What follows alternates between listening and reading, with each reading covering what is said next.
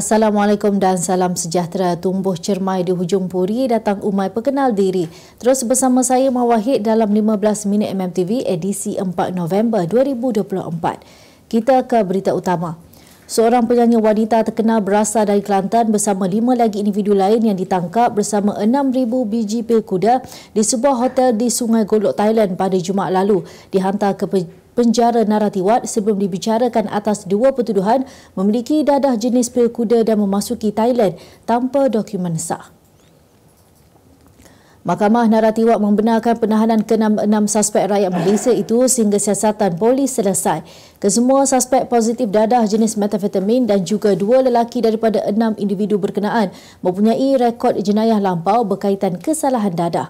Menurut jurucakap Mahkamah Narathiwat, suspek akan menunggu sehingga mahkamah membacakan kes sebelum boleh memohon untuk diikat jamin dengan jumlah mengikut budi bicara mahkamah serta dalam tempoh tersebut bergantung pada mahkamah untuk tidak membenarkan keluar dari Thailand atau akan dipasang gelang pengesan luar kawasan.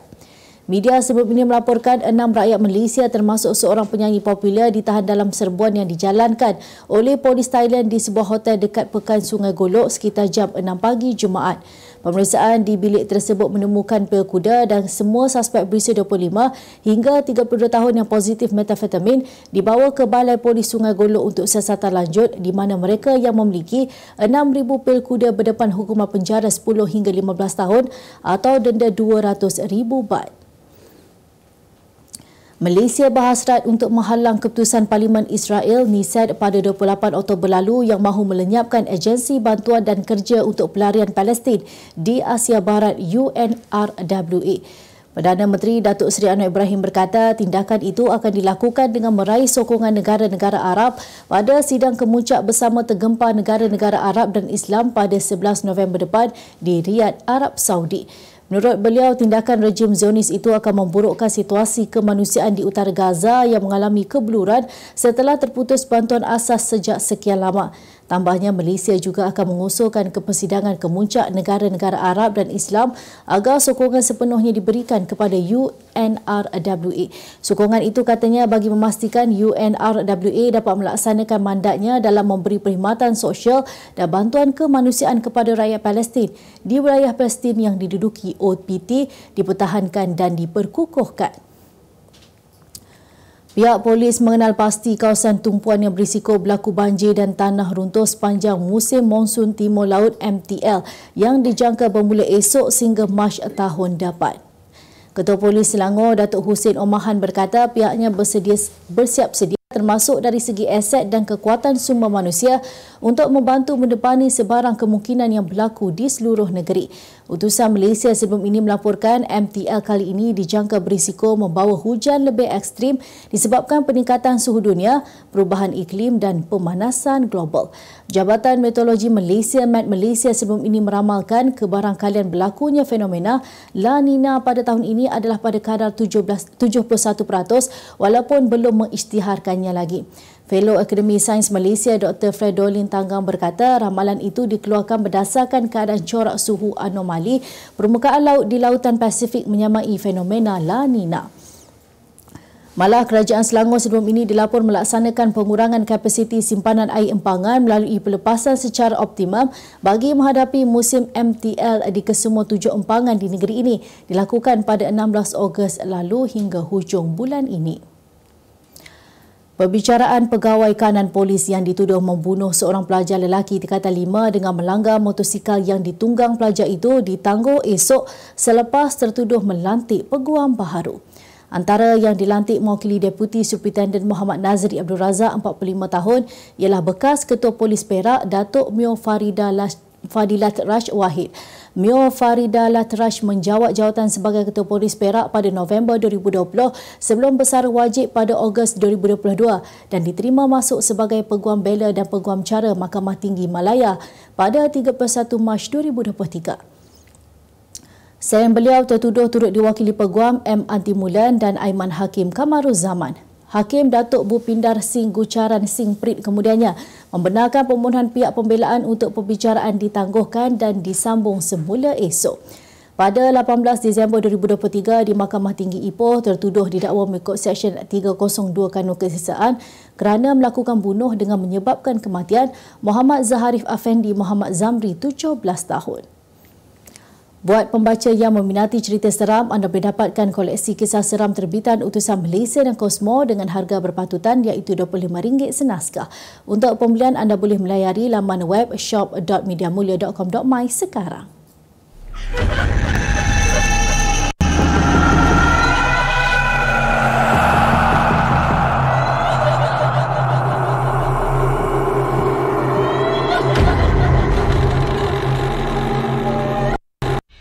Utusan Malaysia dan Kosmo melancarkan satu lagi produk terbaru. Apa yang ada dalam Iklaneka? Ia adalah platform yang tepat dan efektif untuk mengiklan antaranya pelbagai jenis notis, catan kosong, hartanah, tender, kenderaan, mencari wali atau waris dan pelbagai lagi. Apa yang anda cari? Semuanya ada di sini. 2 dalam 1. Layari Iklaneka utusan.com.my. Kita kembali lagi. Seorang anggota polis yang bertugas sebagai pengawal pengiring orang kenamaan didenda RM1,000 oleh Mahkamah Magistrate hari ini selepas mengaku bersalah atas tuduhan menumbuk seorang pemandu e-hailing orang kurang upaya OKU 6 bulan lalu. Magistrate Farah Nabiha Muhammad Dan menjatuhi hukuman tersebut ke atas Lance Corporal Muhammad Taufik Ismail 32 tahun selepas pengakuan tersebut. Mengikut pertuduhan, Muhammad Taufik didakwa sengaja menyebabkan kecederaan ke atas Ong Ing Kiong, 47 tahun di hadapan lobi sebuah hotel pada 28 Mei lalu. Sementara itu, tertuduh didakwa di bawah Seksyen 323 Kanun Keseksaan yang memperuntukkan hukuman penjara maksima setahun atau dengan denda yang boleh sampai RM2,000 atau dengan kedua-duanya sekali. Terdahulu, Peguam Bela A. Ashok yang mewakili tertuduh memohon hukuman yang minima kerana tertuduh kesal serta insaf dan memohon maaf kepada mangsa dan pihak keluarga. Tiada persefahaman hingga tidak lagi boleh hidup bersama menjadi punca pelakon Diana Daniel memfailkan penceraian. Perkara tersebut dikongsikan Peguam Datuk Akbardin Abdul Kadir selepas memfailkan permohonan rujuk yang belum didaftarkan dan perceraian kali kedua di Mahkamah Syariah Rendah Wilayah Persekutuan hari ini. Dalam pada itu, Akbardin menjelaskan sekiranya pihak Farid Kamil enggan memberi kerjasama untuk perceraian bersama mutual divorce, maka proses akan berlangsung lebih panjang. Sementara itu, hari ini aktris Diana Daniel dilihat tenang hadir ke Mahkamah Syariah Rendah Wilayah Persekutuan bagi memfailkan cerai terhadap suami Farid Kamil. Terdahulu pada 28 Oktober lalu, Diana mengumumkan bakal memfailkan cerai menerusi sebuah kenyataan di Instagram. Namun Farid menjelaskan ia hanya salah faham kecil dan mereka masih berhubung seperti biasa. Untuk rekod, pada 10 Ogos tahun lalu, Farid dan Diana bercerai talak satu, namun mereka memilih untuk kembali rujuk selepas 21 hari berpisah. Berita dunia. Seekor tupai yang popular di laman sosial dipercayai dibunuh pegawai alam sekitar selepas ia dirampas daripada pemiliknya Rabu lalu.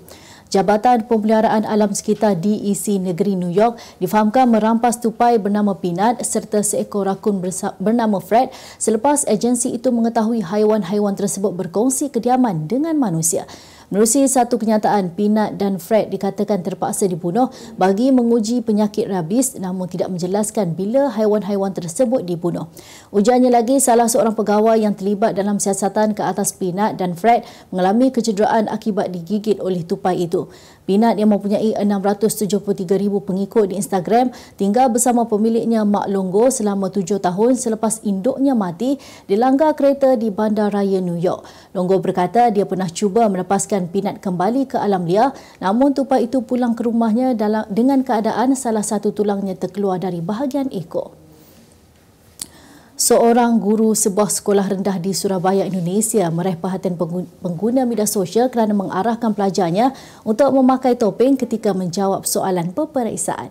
Idea guru itu menjadi tular di platform TikTok selepas dimuat naik dan meraih 5 juta tontonan serta pelbagai reaksi daripada penonton. Menerusi video itu, murid-muridnya menggunakan topeng muka dengan pelbagai karakter seperti watak adiwira, kartun dan haiwan. Jelas guru terbabit tujuan pemakaian topeng tersebut adalah untuk mengelakkan pelajarnya saling meniru ketika menjawab peperiksaan matematik. Kemas Kupas kini pengetahuan anda tentang isu ekonomi dan pasaran. Merangkumi sektor hartanah, perniagaan, keuangan, komoditi, IKS, halal niaga dan dunia korporat. Sentiasa ikuti perkembangan ekonomi semasa di dalam dan luar negara. Semua informasi terkini hanya di hujung jari.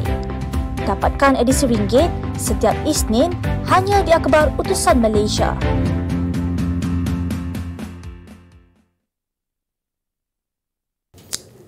Berita ekonomi. Perancangan BRICS mengembangkan keahliannya bakal memanfaatkan sektor minyak dan gas, O dan G serta tenaga boleh diperbarui TBB Malaysia melalui perdagangan gas asli dalam pasaran baru China dan India yang boleh mempelbagaikan destinasi ekspor, kata MIDF Research. Firma penyelidikan itu berkata negara BRICS mungkin tertarik dengan peluang pelaburan termasuk pemindahan teknologi dan usaha-sama JV yang bakal meningkatkan kedudukannya dalam pasaran tenaga peringkat antarabangsa. Baru-baru ini, BRICS telah mengumumkan pelibatan 13 negara rakan kongsi baharu termasuk Algeria, Belarus, Bolivia, Cuba, Indonesia, Kazakhstan, Malaysia, Nigeria, Thailand, Turki, Uganda, Uzbekistan dan Vietnam. MIDF Research menjelaskan dengan penyeraian Malaysia dan Indonesia dalam BRICS bakal mengukuhkan kedudukan blok itu dalam pasaran minyak sayuran global di mana mereka kini menguasai pengeluaran minyak sawit. Projek pelebaran lorong tambahan lebuh raya Kuala Lumpur Karak KLK akan bermula pada Januari hadapan dan dijangka siap menjelang tahun 2029. Memaklumkan perkara itu, Timbalan Menteri Kerja Raya Datuk Seri Ahmad Maslan berkata, projek berkenaan akan dilaksanakan oleh pihak AFA Prime Berhad selaku pemegang konsensi lebuh raya KLK. Menurutnya, projek pelebaran lebuh raya KLK ini akan melibatkan jarak sepanjang 45.3 km dengan kos keseluruhan berjumlah 2.1 bilion ringgit yang dibiayai sepenuhnya oleh syarikat konsensi lebuh raya. Mula selanjut, Ahmad berkata antara skop kerja pelebaran lebuh raya KLK yang bermula dari Plaza Tua Gombak ke Bentong adalah penambahan 1 lorong daripada 3 lorong sahala sedia ada kepada 4 lorong sahala bagi Seksyen 1 dari Plaza Tua Gombak ke Genting Sempah. Berita sukan. Selepas berjaya mengatasi Kedah Darul Aman FC KDA 1-0, pengendali interim Selangor FC Abdi Hassan mahu memberi tumpuan pada perlawanan menentang John Book Hyundai Motors dalam aksi Liga Juara-Juara Asia 2 ACL 2 pada Sabtu ini. Menurutnya, beliau gembira dengan kemenangan itu hasil jaringan tunggal Alif Izwan Yuslan, namun masih terdapat aspek yang perlu diperbaiki bagi memastikan Selangor dapat mencatat keputusan terbaik di Korea Selatan. Ujarnya, pihaknya mengetahui KDA memiliki rangkaian serangan berbahaya dan pasukan perlu berhati-hati dengan menjaringkan lebih banyak gol bagi menjadikan keadaan lebih selamat. Mengulas mengenai tindakannya mengetengahkan Faisal Halim dalam kebelasan utama sejak tragedi hitam melanda pemain itu pada Mei lalu, Abdi berkata bekas pemain kebangsaan tersebut berjaya memainkan peranan yang sangat baik.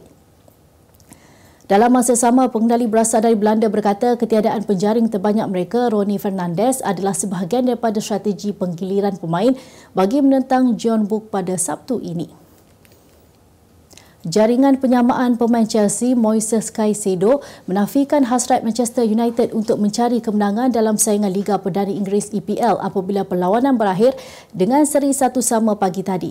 Pengendali sementara United, Ruud van Nistelrooy, yang akan digantikan dengan Ruben Amorim dalam bulan ini kempunan untuk meraihkan kemenangan selepas Bruno Fernandes meletakkan tuan rumah di depan pada minit ke-70.